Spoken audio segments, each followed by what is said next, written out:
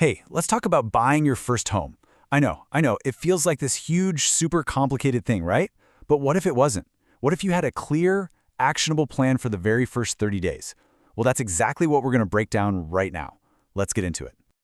Okay, first things first, let's just bust the biggest myth out there. You know the one, this idea that you need perfect credit and this giant pile of savings just to even think about buying a house. Honestly, that stops so many people in their tracks. But here's the deal. It is absolutely not true. You don't need a perfect score or a mountain of cash to do this. So, here's our promise. We're giving you the exact 30-day roadmap to go from, just kind of looking online to being a legit, confident buyer who's ready to make an offer. This is your playbook. All right, phase one, your game plan. And trust me on this, getting your game plan sorted out first, it makes everything that comes after so much smoother. We're talking less stress and way more success. So here's the first big question pretty much everyone has. Should you go out and tour homes, or should you talk to a lender first? I mean, you see that perfect house online, and you just want to go, right? But hold on, is that really the right move? Okay, let's break this down. You've got two paths. Path one, you tour homes first.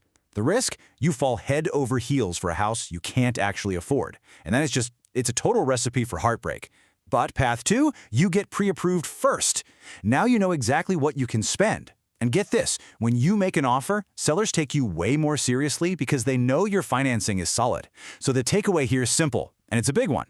Talk to the lender first, always. And listen, getting pre-approved sounds kind of scary and official, but it's really not. A lender just looks at four basic things. Your income, what you bring in. Your credit, just to see your payment history. Your monthly debts, like a car payment or student loans. And your savings. That's really it. It's basically just a quick financial checkup to figure out what you can comfortably afford. Now, this is where having a good lender is an absolute game changer. Seriously, they're your secret weapon. They can hook you up with amazing programs you probably haven't even heard of. Things like FHA loans, which have super low down payments, or VA loans for our veterans. We're talking zero down payment in many cases. And then there are state programs that can literally hand you thousands of dollars in grant money for your down payment. And when I say grant, I mean money you never have to pay back. It's huge. Okay, phase two, demystifying the money. Yep, it's time to talk numbers. But hey, don't zone out on me. We're going to make this super, super simple. I promise it's not nearly as complicated as it sounds. So just to make all this math really clear, we're going to stick with one example for the next couple of slides.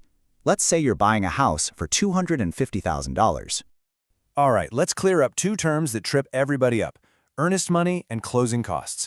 Think of earnest money like an engagement ring for the house. It's a deposit, usually around 1%, that shows the seller you're serious. And here's the key, it's not an extra fee. That money goes towards your purchase. Closing costs, on the other hand, are the fees you pay for all the services that make the deal happen. The appraisal, the title search, all that behind-the-scenes work. So, back to our $250,000 house. What's the initial cash needed look like?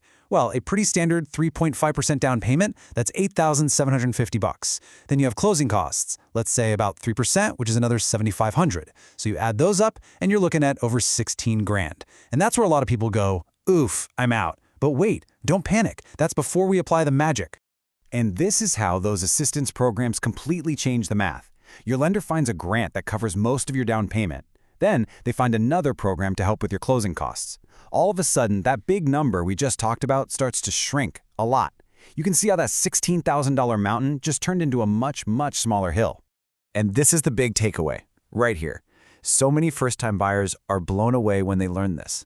They end up bringing just a few $1,000s to the closing table, not the tens of thousands they had in their head. It's a total game changer.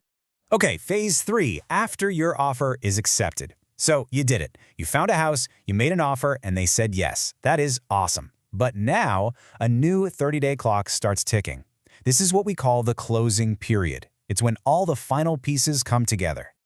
Let's look at a quick timeline of what happens in these 30 days. Right away, in the first week or two, you get the home inspection. This is crucial. It's where a pro checks for any hidden problems. If they find anything, your agent negotiates repairs around the halfway mark. Then, the lender orders an appraisal to make sure the house is actually worth the price you're paying. Once you clear those two hurdles, and the lender gives the final all clear around day 25, you are in the home stretch. And just so we're clear, you are not doing any of this alone. During this whole 30-day scramble, your realtor is basically your project manager. They're your quarterback, they handle all the negotiations, they're coordinating with everyone, and they're the ones making sure nothing falls through the cracks. All right, let's wrap this up with your home buying milestones.